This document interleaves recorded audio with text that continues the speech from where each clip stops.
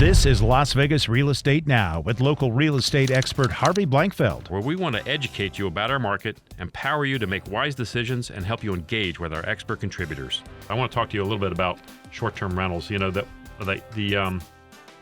debate over short-term rentals here in Las Vegas is pretty heated. There's arguments on both sides, and I understand that. My feeling is that I don't want my next door neighbor, to be leasing out their house on a weekly basis to people visiting Las Vegas. And to me, that's specific to Las Vegas because where we live in a town that's considered a resort area and where people come. And let's face it, our slogan is what happens in Vegas stays in Vegas. I just don't want it staying in my neighborhood. Right. That's what I say. That's what I'm saying. So it's a debate that's ongoing. Tell us your thoughts on short-term rentals right now. What are you thinking? Right now, technically, in the 4 jurisdictions we have, North, Henderson, City of Vegas, and the County of Clark, they are 100% unlawful. Only in Las Vegas can you be grandfathered in. Right. Okay. So there you go. I mean, if you're in Henderson and you see one and you think about it and you say, I wonder if it's legal. It's not. It's not legal. It's not legal anywhere unless you had one prior in Vegas. I personally think they should be legal. Okay.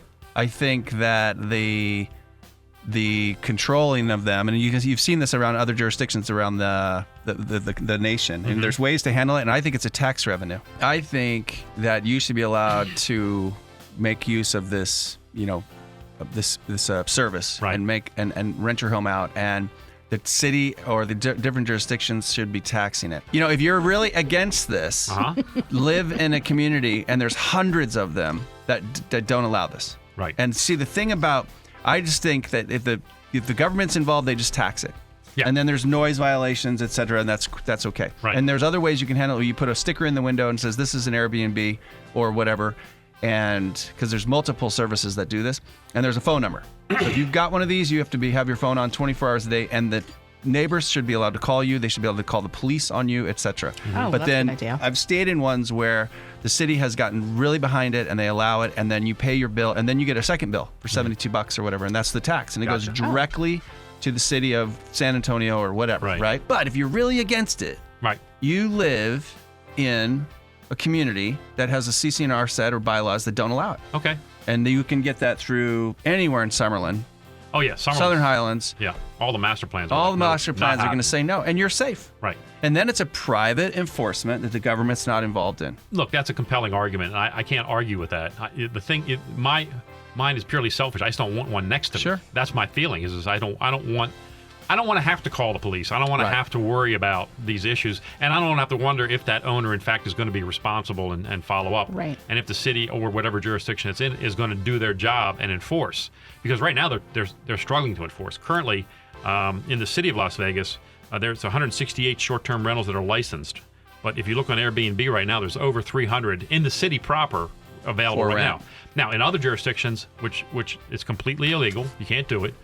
There are probably over 1,000 opportunities for them to lease on Airbnb and other portals, and those are all done illegally. And people get away with it up to a point. Eventually, when they get caught, it can be very, very expensive. Yeah, and to correct what I said earlier, you're right that the city of Las Vegas does allow it.